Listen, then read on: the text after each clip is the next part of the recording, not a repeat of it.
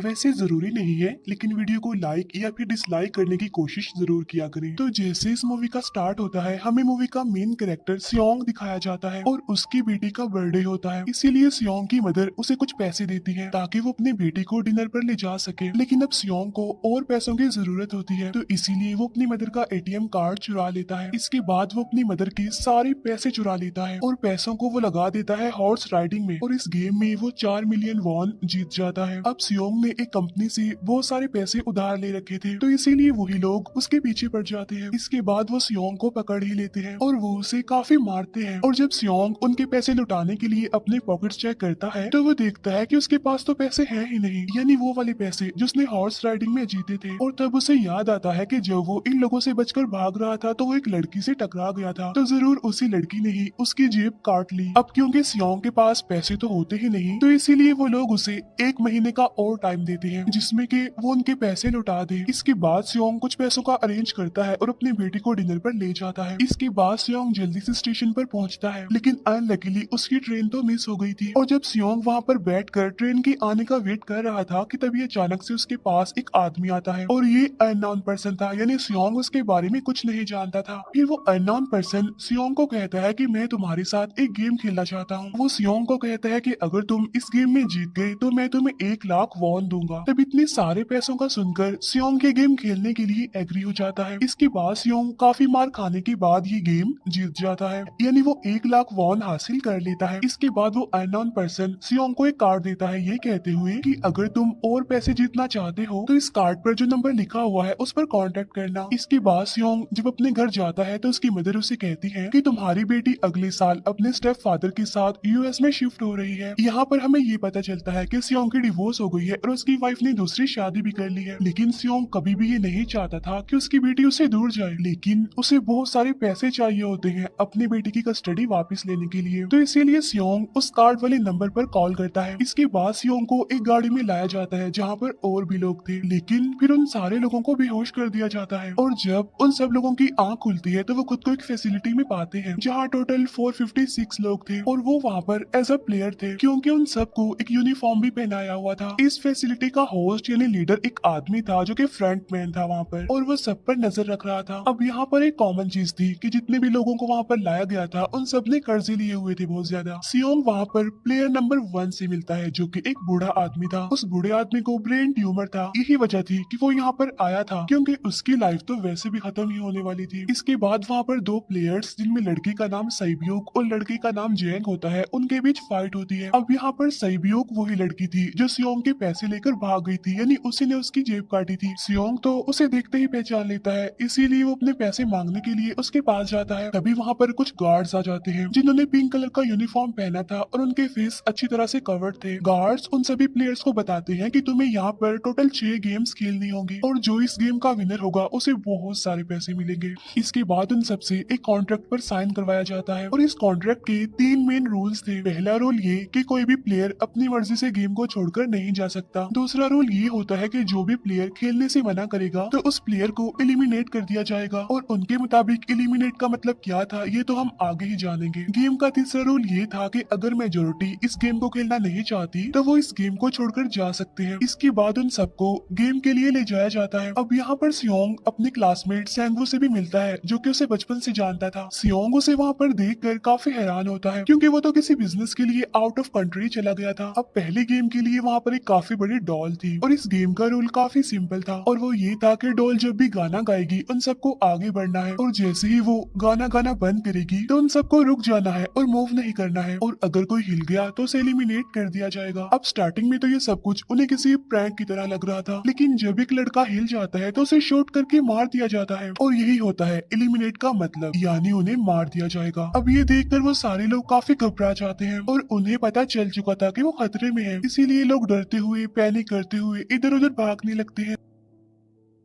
लेकिन अब क्योंकि गेम का रूल था, इसीलिए जो भी हिलता है उसे मार दिया जाता है और जितने भी सर्वाइवर होते हैं वो किसी न किसी तरह इस गेम को कंप्लीट कर ही लेते हैं। लेकिन जो लोग मर जाते हैं उनकी डेड बॉडीज को वहां से ले जाया जाता है और अब 456 प्लेयर्स में से सिर्फ 255 ही रह गए थे। अब क्योंकि वो सारे प्लेयर्स इतना ज्यादा डर जाते हैं कि अब कोई भी गेम खेलना नहीं चाहता था। लेकिन जैसा कि रूल नंबर 3 था कि अगर मेजोरिटी चाहे तो वो ये गेम स्किप कर सकती है, तो इसीलिए उनका लीडर यानी फ्रंटमैन वोटिंग करवाता है। लेकिन इससे पहले उन्हें प्राइज मनी दिखाई जाती है, यानी जो विनर को मिलेगी। लेकिन इन केस अगर कोई गेम को छोड़कर चला जाएगा तो ये सारे पैसे मरे हुए प्लेयर्स की फैमिलीज को मिल जाएंगे और ये prize money total 45 billion won होती है। इसके बाद वोटिंग करवाई जाती है जिसमें मेजोरिटी इस गेम को खेलना नहीं चाहती थी, तो इसीलिए गेम को यहीं पर स्टॉप कर दिया जाता है। लेकिन अगर कभी फ्यूचर में वो लोग चाहें तो इस गेम को रिज्वाइन कर सकते हैं। इसके बाद सभी लोगों को उनके घरों पर छोड़ दिया जाता है। नेक्स्ट डे सियोंग पुलिस स्टेशन जाता है और वहाँ पर वो पुलिस को सारी बात बता देता है। लेकिन उन लोगों को सियोंग की बातों पर यकीन नहीं होता और उल्टा वो लोग उसे पागल समझने लग जाते हैं। इसके बाद सियोंग उन्हें वही वाला कार्ड दिखाता है, लेकिन हैरान कर देने वाली बात तो ये है कि उस पर जो नंबर था वो रॉन्ग था। इसके बाद सियोंग जब घर जाता है तो उसकी मदर वहाँ पर नहीं होती। उधर सियोंग का क्लासमेट सेंगवू अपनी मदर को छुप कर देख रहा होता है और तभी वहाँ पर सियोंग भी आ जाता है। यहाँ पर सेंगवू अपसेट होते हुए सियोंग को बताता है कि मेरे ऊपर 6 बिलियन का कर्ज है। वो बताता है कि मैंने क्लाइंट्स के पैसे लेकर स्टॉक मार्जिन में लगा दिए थे, लेकिन अनलकीली वो सारे पैसे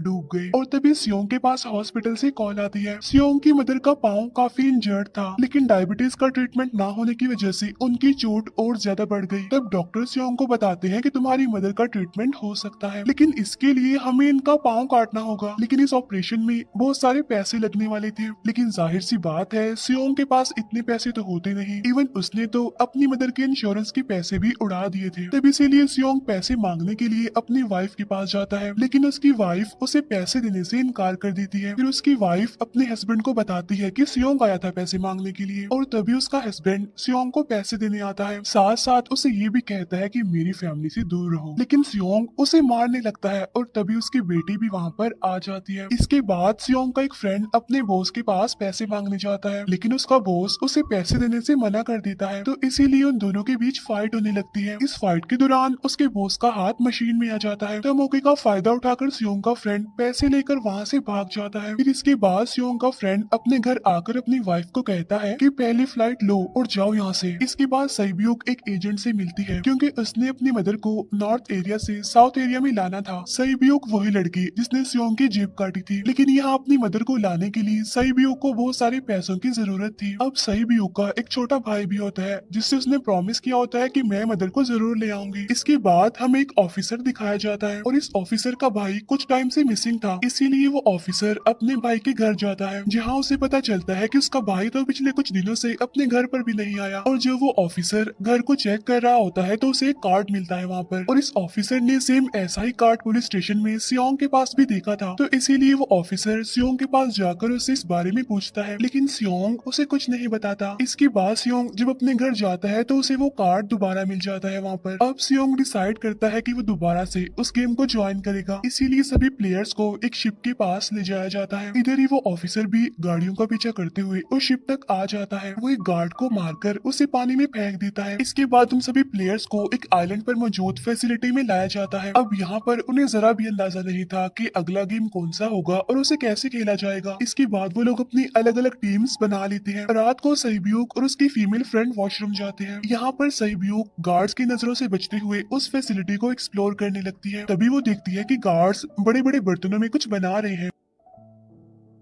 लेकिन अब क्योंकि गार्ड्स को शक हो जाता है तो ये गार्ड वॉशरूम्स को चेक करने के लिए आता है, लेकिन तब तक सईब्यूक वापस आ चुकी थी। इसके बाद सईब्यूक अपनी फीमेल फ्रेंड को सारी बात बता देती है जो उसने देखा था, लेकिन यहाँ पर सेंगवू उन दोनों की बातें सुन लेता है और वो इस बारे में सईब्यूक से पूछता है, जिस पर सईब्यूक बताती है कि वो बड़े बड़े बर्तनों में कुछ पका रहे थे। इसके बाद उन सभी प्लेयर्स को प्ले ग्राउंड में लाया जाता है, जहाँ पर उनके सामने 4 शेप्स थी। 4 शेप्स में से उन्होंने किसी एक शेप को चूज करना था। अब यहाँ पर सेंगवू को पता चल जाता है है कि गेम क्या है और क्या करना है हमें। सेंगवू सियोंग को बताता है कि सबने अलग अलग शेप्स को चुनना है। इसके बाद उन सभी को एक छोटा सा बर्तन दिया जाता है जिसमें की शेप्स बनी होती है। अब गेम उनकी ये होती है कि उन्होंने किसी तरह उस शेप को बाहर निकालना है बगैर डैमेज किए, लेकिन अगर शेप जरा से भी खराब हो गई तो उन्हें एलिमिनेट कर दिया जाएगा, यानी मार दिया जाएगा। अब यहाँ पर सेंगवू तो इजिली उस शेप को निकाल लेता है, लेकिन सियोंग इतना ज्यादा घबरा जाता है कि उसकी हालत खराब होने लगती है, लेकिन फिर वो किसी ना किसी तरह करके इस गेम को भी जीत लेता है। इसके बाद उन सबको वापस से रूम में लाया जाता है। अब यहाँ पर 187 प्लेयर्स वापस आए थे, जिनमें से अब सिर्फ 108 ही रह गए थे। इसके बाद उन सबको खाने के लिए ले जाया जाता है, लेकिन खाने की वजह से जैंग की एक लड़के से फाइट हो जाती है, जहाँ पर जैंग उस लड़के को इतना ज्यादा मारता है कि वो मौके पर ही मर जाता है। इधर ही हम देखते हैं कि उन प्लेयर्स में से एक डॉक्टर होता है जो गार्ड्स के साथ मिलकर मरे हुए लोगों के ऑर्गन्स निकाल कर उन्हें चाइनीज को बेचने का काम करता है। इसीलिए जब भी डेड बॉडीज को ले जाया जाता है तो वो डेड बॉडीज को गायब कर लेते हैं, क्योंकि ये सब कुछ एक प्लान के अकॉर्डिंग चल रहा था, क्योंकि ये सारा कुछ फ्रंट मैन से छुप कर हो रहा था। यही वजह थी कि कंट्रोल रूम में भी उन्होंने अपना ही एक आदमी बिठाया हुआ था जो कि उन लोगों की सारी वीडियो फुटेज डिलीट कर देता था, और गार्ड्स तो डॉक्टर को गेम के बारे में पहले ही बता देते थे ताकि वो सरवाइव कर सके। यहाँ पर एक गार्ड उसी प्लेयर डॉक्टर को बताता है कि आज हमने प्लेयर्स को जानबूझकर खाना कम दिया है ताकि वो आपस में लड़ने लगे, जिससे होगा ये कि सारे वीक प्लेयर्स गेम से आउट हो जाएंगे। साथ ही गार्ड डॉक्टर को अपनी अगली गेम के बारे में बता देता है। अब 30 मिनट के बाद वहाँ पर लाइट्स ऑफ होने वाली थी। अब यहाँ पर सेंगवू को पता था कि सियोंग की टीम जरूर कोई उल्टा काम करेगी, इसीलिए वो उस टीम को अपने पास बुलाकर उन्हें रिलैक्स रहने के लिए कहता है। उधर वो जो डॉक्टर प्लेयर होता है वो जैंग की टीम में शामिल हो जाता है। यहाँ पर डॉक्टर जैंग को बता देता है कि अगला गेम क्या होने वाला है। इसके बाद लाइट्स ऑफ हो जाती है और जैंग अपनी टीम के साथ मिलकर बाकी सभी को मारने लगता है। जैंग एक लड़की को मारकर सैबियो को मारने जाता है, लेकिन तभी सियोंग उसे बचा लेता है। इसके बाद गार्ड्स वहाँ पर आकर उन सभी को रोक लेते हैं और अब टोटल 80 लोग रह गए थे। इसके बाद उन सभी को तीसरे गेम के लिए ले जाया जाता है और यहाँ पर उन्हें 10-10 प्लेयर्स की एक टीम बनाने के लिए कहा जाता है, और वो लोग ऐसा ही करते हैं, अपनी अपनी टीम बना लेते हैं। अब क्योंकि जैंग को अगली गेम के बारे में पहले ही पता होता है, इसीलिए वो सैबियो की फीमेल फ्रेंड को अपनी टीम में नहीं रखता और वो अपनी टीम में सिर्फ मर्दों को ही रखता है। इसके बाद सेंगवू भी अपनी एक टीम बना लेता है। अब क्योंकि उन्हें एक प्लेयर की जरूरत थी तो इसीलिए सैबियो की फीमेल फ्रेंड उनकी टीम में शामिल हो जाती है, और ये गेम असल में टग ऑफ वॉर का होता है, यानी उन्होंने अपने सामने वाली टीम को नीचे गिराना था। इसके बाद गेम स्टार्ट हो जाती है और जैंग की गेम बड़ी आसानी से इस गेम को जीत लेती है। इसके बाद बारी होती है सेंगवू की टीम की। तब प्लेयर नंबर 1 यानी वो बूढ़ा आदमी कहता है कि मैंने अपनी जिंदगी में बहुत सारी टग ऑफ वॉर्स खेल रखी है, इसीलिए वो उन सबको गाइड करता है कि इस गेम को कैसे जीतना है।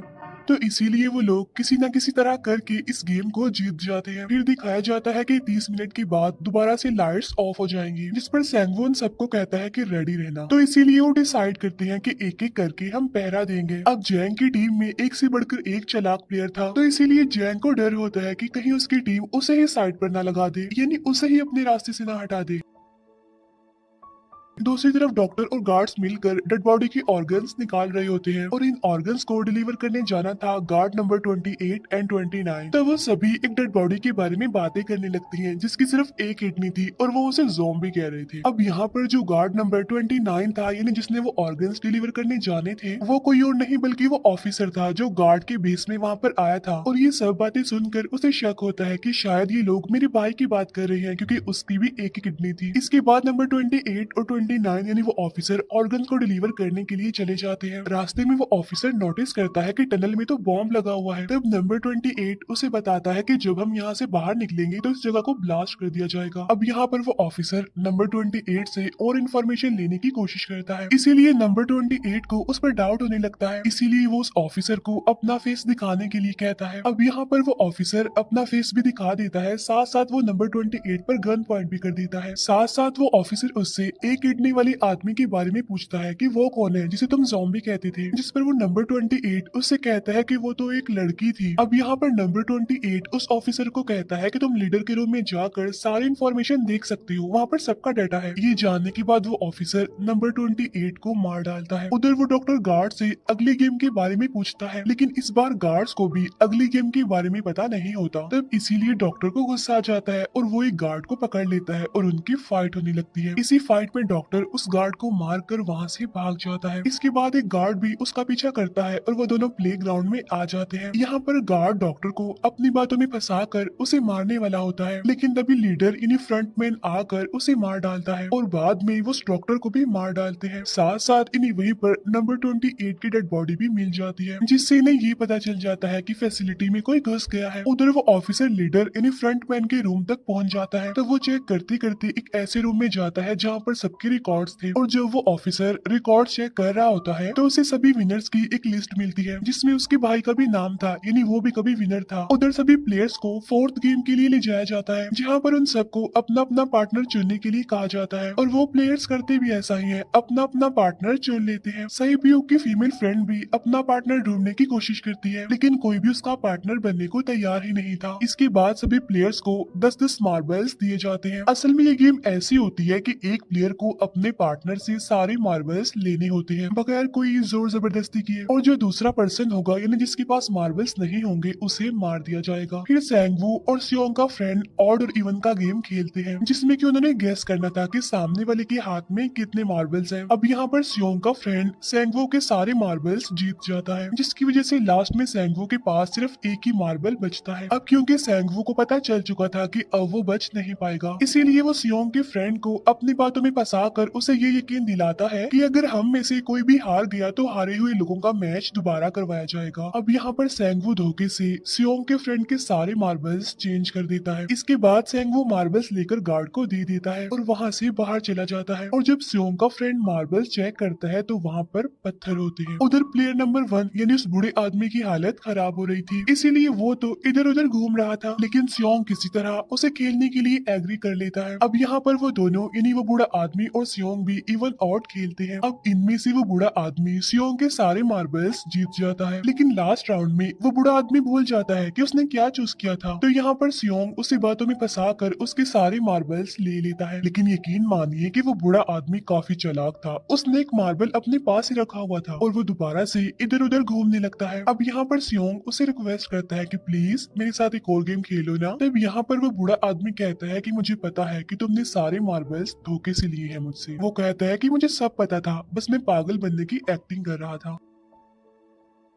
तब ये सुनकर सियोंग को उस पर तरस आ जाता है और वो उसे ही सारे मार्बल्स दे देता है। उसके बाद सैब्यूक और उसकी फीमेल फ्रेंड भी गेम खेल रही होते हैं। उनकी गेम ये होती है कि जो मार्बल्स को दीवार के ज्यादा करीब फेंकेगा वही जीतेगा। पहले सैब्यूक अपने मार्बल्स फेंकती है, लेकिन जब सैब्यूक की फ्रेंड की बारी आती है तो वो अपने सारे मार्बल्स फेंक देती है। लेकिन जब सैब्यूक ये देख लेती है तो वो अपने फ्रेंड को दोबारा फेंकने के लिए कहती है, जिस पर उसकी फ्रेंड कहती है कि नहीं सैब्यूक, मैं बिल्कुल अकेली हूँ, मेरे पीछे तो कोई भी नहीं है, लेकिन अगर तुम्हें कुछ हो गया तो ये अच्छी बात नहीं है, तुम्हारे पीछे तुम्हारा छोटा भाई है, तुम्हारा वेट कर रहा है वो। और इसी वजह से सैब्यूक की फ्रेंड को मार दिया जाता है। इसके बाद उन सबकी डेड बॉडीज को वहां से ले जाया जाता है। इसके बाद वो सब वापिस से रूम में आ जाते हैं। यहाँ पर जैंग देखता है कि सैब्यूक की वो वाली फ्रेंड तो अभी तक जिंदा है, जो कि बड़ी आराम से बैठी हुई थी। अब यहाँ पर हमें पता चलता है कि सैब्यूक की ये वाली फ्रेंड जैंग की भी फ्रेंड थी, लेकिन अब क्योंकि उन दोनों के बीच किसी बात को लेकर क्लैश चल रहा था, तो इसीलिए जैंग की वो फ्रेंड उसे बुली करने लगती है। इसके बाद फ्रंटमैन को एक डेड बॉडी के पास उस ऑफिसर का आईडी कार्ड मिल जाता है। तभी फ्रंटमैन को पता चलता है कि उसके सारे वीआईपीस आ चुके हैं, तो इसीलिए फ्रंटमैन उन्हें लेने के लिए चला जाता है। फिर सारे वीआईपीस को उनके रूम में लाया जाता है। इसके बाद फ्रंटमैन वीआईपीस के आने के बारे में एक और आदमी को जाकर बताता है, और यही आदमी मेन होता है, और ये कौन होता है हम ये आगे जानेंगे। फिर नेक्स्ट डे उन सबको 5वें गेम के लिए लाया जाता है, जहाँ पर 1 से लेकर 16 तक नंबर पड़े होते हैं, और वो सभी प्लेयर्स अपना अपना नंबर ले लेते हैं। नंबर का मतलब ये था कि जो नंबर भी एक प्लेयर पर आएगा उसके मुताबिक ही उसकी बारी आएगी। अब यहाँ पर लास्ट में पहला और आखिरी नंबर रह जाता है, यानी 1 और 16। तो यहाँ पर सियोंग कंफ्यूज हो जाता है कि उसे कौन सा नंबर चूज करना चाहिए। अगर उसने पहला नंबर लिया तो वो फंसेगा और मरेगा, क्योंकि उसे नहीं पता कि गेम क्या है, और अगर लास्ट नंबर लेगा तो क्या पता उसकी बारी ही ना आई, टाइम कम रह जाए। और तभी वहाँ पर एक आदमी आ जाता है और वो सियोंग को कहता है कि मुझे पहला नंबर चाहिए, क्योंकि मैं अपनी जिंदगी में कभी भी फर्स्ट नंबर पर नहीं आया। फिर इसके बाद उन्हें गेमिंग रूम में लाया जाता है। अब इस गेम का रूल ये होता होता है कि दिए हुए टाइम में उन्हें ब्रिज की दूसरी साइड पर जाना है। अब इसके बीच में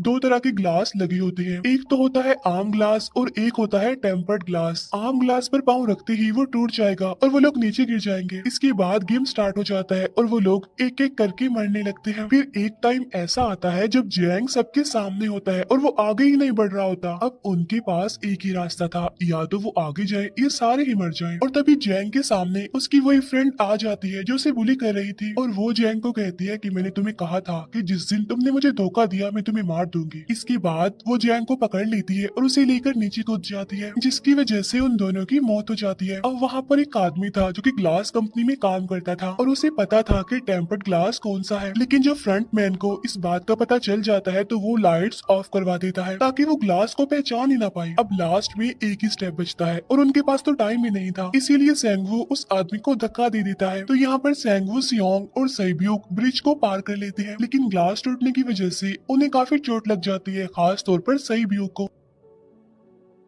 उधर उस ऑफिसर ने एक सर्वेंट को मारकर उसकी जगह खुद ले ली थी। अब एक वीआईपी को उस ऑफिसर पर शक होता है और वो उसे कहता है कि अपना मास्क रिमूव करो, लेकिन वो ऑफिसर कहता है कि ठीक है, लेकिन मैं अंदर जाकर अपना मास्क रिमूव करूंगा। इसके बाद वो ऑफिसर उस वीआईपी को लेकर अंदर चला जाता है। अंदर जाकर वो ऑफिसर उस वीआईपी को बेहोश कर देता है और इस बात का पता फ्रंट मैन को चल जाता है, इसीलिए फ्रंट मैन उसके पीछे जाता है और वो उस ऑफिसर को देख लेता है, इसीलिए वो ऑफिसर वहाँ से भागकर आइलैंड पर आ जाता है। फ्रंट मैन भी उसका पीछा करते हुए वहाँ पर आ जाता है। अब यहाँ पर वो ऑफिसर अपने सीनियर्स को कॉल करने की कोशिश करता है, लेकिन कॉल कट हो जाती है। फिर वो ऑफिसर उन्हें सारे सबूत भेजता है, लेकिन वहाँ पर नेटवर्क नहीं था। इसके बाद फ्रंट मैन ऑफिसर को पकड़ लेता है और उसे उनके साथ चलने के लिए कहता है, लेकिन वो ऑफिसर तो उस फ्रंट मैन पर गोली चला देता है। इसके बाद फ्रंट मैन अपना मास्क उतार देता है, तो वो ऑफिसर देखता है कि वहाँ पर कोई और नहीं बल्कि उसका अपना भाई है वो। इसके बाद ऑफिसर का भाई यानी फ्रंट मैन उसे शूट कर देता है और वो जाकर पानी में गिरता है। उधर ग्लास लगने की वजह से सैब्यूक काफी इंजर्ड हो गई थी और उसका बहुत सारा खून भी बह रहा होता है। इसके बाद तीनों सर्वाइवर्स को